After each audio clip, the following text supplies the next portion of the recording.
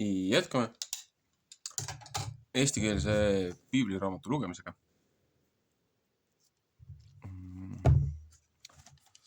Tartus trükitud 1897 Lakmani juures. On siis 12. trükk.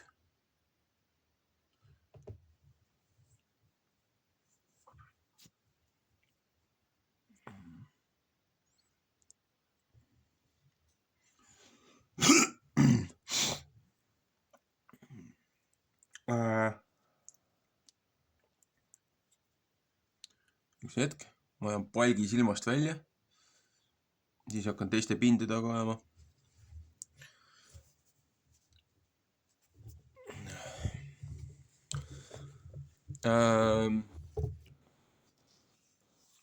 Järjega oleme õpetuse nädala 13 juures.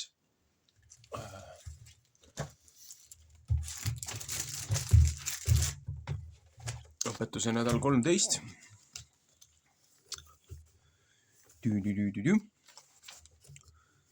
Ja 13. õpetuse nädala prohvetid.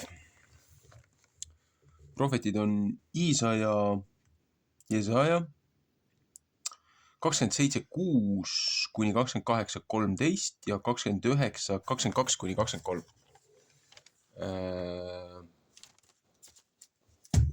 Nii.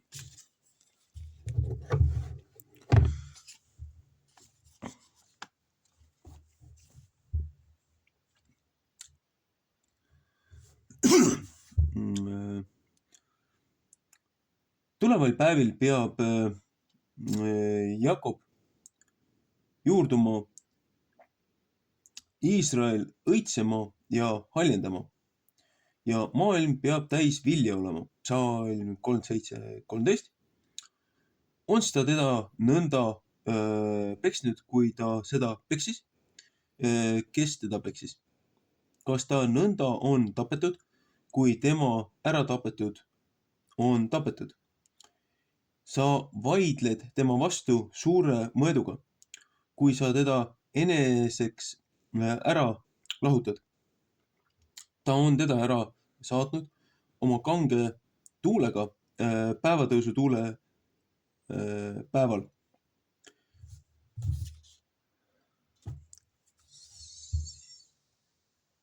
Seepärast lepitatakse sel viisil Jakobi ülekohus ära ja see on kõik kasu, et ta tema patu ära saadab, kui ta kõik altari kivid paneb kui lubjakivid, mis laiale pillatud.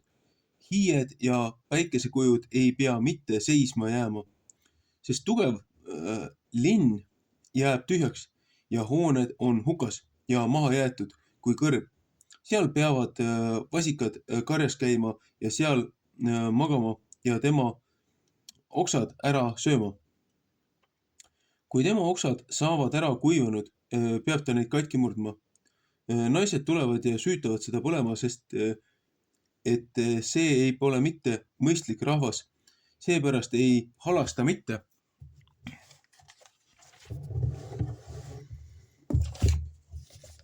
Tema peale see, kes teda teinud. Kes teda on valmistanud. See ei heida armu ta peale. Ja sel päeval peab sündima, et Jehova võtab välja rabada otse kui viljapäist Frati jõe kohalt, Egiptuse jõest saadik ja teid peab kogutama üks teise kõrvale. Oh, Iisraeli lapsed. Ja sel päeval peab sündima, et suure pasunaga peab puhutama ja siis tulevad need, kes olid ära kadunud Assuri maale ja ära lükatud Egiptuse maale ja kummardavad Jehova püha mäe peal Jeruusalemmas. 28. peatükk. Ettekuulutamine Iisraeli ja Juuda kuningriigi vastu. Häda Evrami joobunud rahva kõrgi kroonile ja tema ilusa ehte ära närtsinud õiele, mis nende vägeva oru otsas, kes viinast on roidunud. Vaata, issandal on vägev ja tugev rahvas, kui raske rahe sadub, kui kange tuulevaht, mis teeb otsa peale, kui kange vee tõusmine, mis üle ja üle tõuseb. See paneb neid maa peale maha vägeva käega. Joobunu Efraimi rahva kõrgkroon, see peab jalgadega ära tallatama ja tema ilusa ehte ära närtsinud õis, mis vägeva oru otsas oli, peab olema kui varajane viigimari enne suist aega, mis see, kes seda saab näha, niipea kui ta näeb, ära neelab, kui see alles tema peos on. Sel päeval peab vägede Jehova olema ilusaks krooniks ja kenaks peaehteks oma rahvale, mis üle jääb. Ja kohtumõistmise vaimuks neile, kes kohtus ja kohtumõistmise vaimuks neile, kes kohtus istuvad ja rammuks neile, kes tapluse tagasi saadavad vaenlaste värava ette, aga ka need eksivad viinast ja tuiguvad kangest joomaajast. Preestrid ja prohvetid eksivad kangest joomaajast, nemad on ära neelatud viinast, paaruvad kangest joomaajast, eksivad prohvetid nägemises, nemad vaaruvad arvamises. Sest kõik lauad on täis okset ja paska. Ei, üks ainuski koht pole puhas, kellele peab ta tundmist õpetama ja kellele peab ta andma mõistma kuulutada sõna. Kas neile, kes piinast ära võõrutatud, kes rinnust ära võetud? Sest kõik tuleb käsu peale, käsk käsu peale, õpetus õpetuse peale, õpetus õpetuse peale, pisut siin, pisut seal. Sest Jumal tahab hirvitamise huultega ja teise keelega selle sinase rahva vastu rääkida. 1. Korintuse 14:21. Sest ta on nende vastu rääkinud, see on hingamine. Saatke hingama need, kes ära väsinud ja see on rahuline võli, aga nemad ei tahtnud mitte kuulda. Matteuse 11:28-29. Seepärast peab Jehova sõna neile olema käsk käsu peale, õpetus õpetuse peale, õpetus õpetuse peale, pisut siin, pisut seal, et nemad peavad minema ja tagasi komistama ja ära katkema ja võrku ja kinni saama.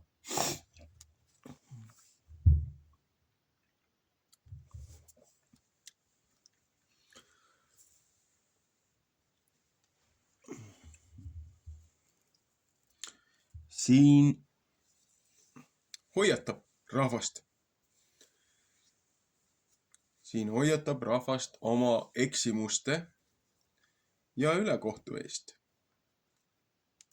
Ja ütleb ka, et võõras rahvas, kes ei räägi teie keelt,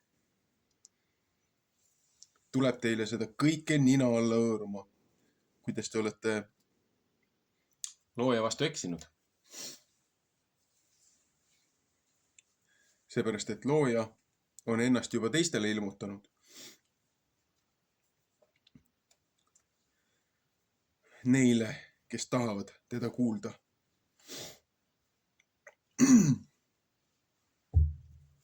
Jätkame 29. peatüki 22 ja 23.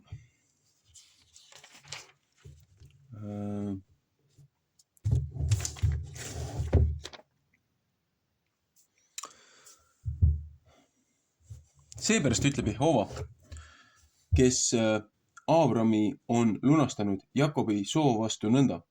Jakob ei pea nüüd mitte häbisse saama ega tema silmad nüüd ära kahvatama. Sest kui ta näeb oma lapsi mu kätetööd enese seas, et nemad mu nime pühitsevad, siis võtavad nemad teda, kes Jakobis püha on, pühitseda ja Iisraeli Jumalat karta. Ühesõnaga, see väike kommentaar siia juurde on lihtsalt selleks, et kui nähakse kõike seda kurja ja kõike seda lollust ja kõike seda ülekohut, mis on tehtud,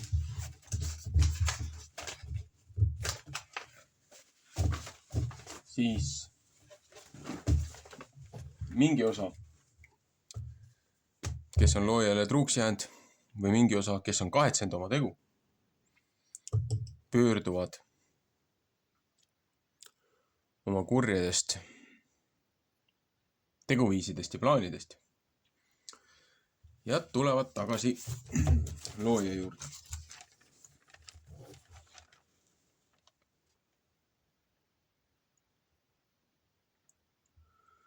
Uues testamendis on hästi palju selle nädala õpetuse kohta. Seepärast 13. nädala õpetus iseenesest on Moosese 2. raamatu algus. Nimed. Et siin loendatakse ju praktiliselt need nimed ülesse ja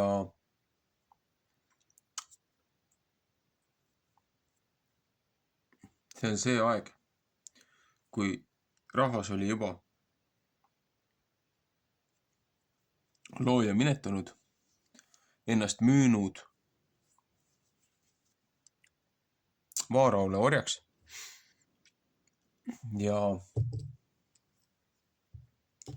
Egiptuses tõusis troonile kuningas, kes ei tundnud Joosepit. Aga kuidas sai selline kuningas üldse Egiptuses troonile tõusta, kes Joosepit ei tundnud, kui kõik nägid, kui vägev Joosep oli ja kuidas ta päästis kogu Egiptuse ja ümberkaudsed maad näljast. Need, kes käisid seal kaubitsemas, süüa ostmas. Vaata, teised raamatud viitavad ka sellele, et tuli sinna assüürlane, kes võttis jõuga vägivaldselt kuningriigi üle ja tal ei olnud mingisugust sidet eelmiste dünastiatega. Ka ajaloolised allikad ja arheoloogide väitel erinevad jutud kinnitavad ühest või teisest küljest seda. Kõige suurem probleem on selles, et meil on olemas üks terviklik raamat. Pluss veel üks kommentaar. Flavius Josephus, üks ajaloolane. Siis on olemas veel Jesheri raamat, mis anti nii-öelda jutumärkides paganatele heebri rahva ajaloo ja kombetalituste ja sündmuste kohta, et mitte anda neile siis nende nii-öelda pühakirja või Moosese seda 5 raamatut, kus on kõik nende käsuõpetused ja kõik see oli tollel ajal kirjas. Aga kui nad vangistusse võeti oma ülekohtu ja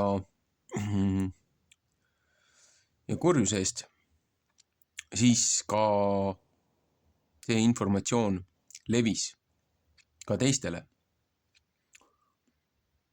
Ja läbi nende valitsejate ja nende õukonna liikmete. Inimesed hakkasid testima ja uurima seda ja tunnistasid loojat, tunnistasid oma eksimusi. Ja looja kasutas neid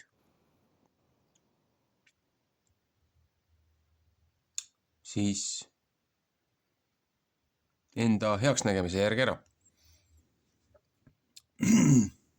Nii oma rahva karistamiseks, manitsemiseks kui õnnistamiseks. Vastavalt siis, mis teoga tollel hetkel rahvas oli hakkama saanud.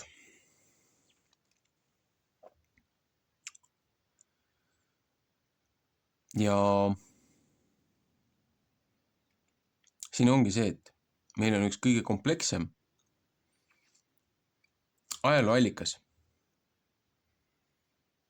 mis on kunagi välja antud üleüldisest nii-öelda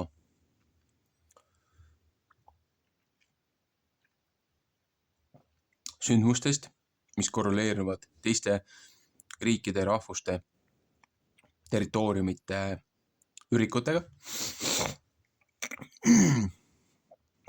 Ja meie ajaloolased, igasugused spetsiifiliste sektide, egiptoloogid või mis iganes, kes on võtnud oma kindla niši, need keelduvad aktsepteerimast piiblit kui autoriteetset dokumenti, üles kirjutatud siis nii-öelda kroonikut. Seepärast, et nad keelduvad tunnistamast loojat. Ja siis mõeldakse igasuguseid teooriaid välja, igasuguseid iidseid tulnukaid ja muid asju, mis 100% pole ka valed. Aga neid pooltõdesi on seal nii palju sees ja neid asju on nii palju moonutatud ja väänatud, et tahes-tahtmata, kui sa piisavalt kaua seda korrutad, siis väga suure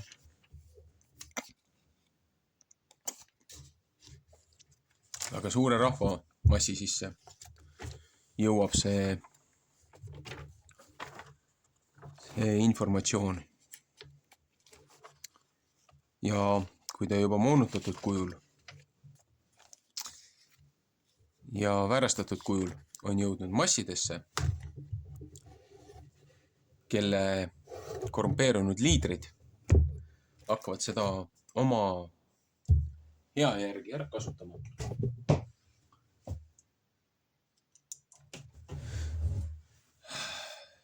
siis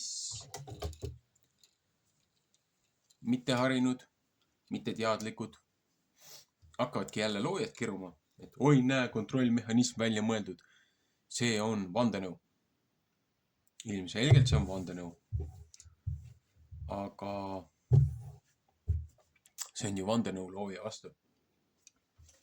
Et meid tema kaitsest ja tema õpetustest eemale saada.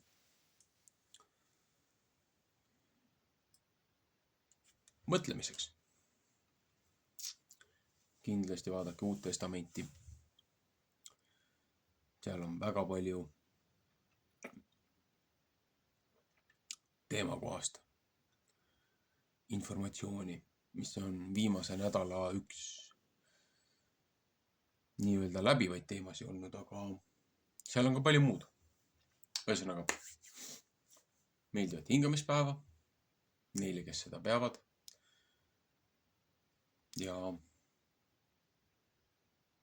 kes midagi.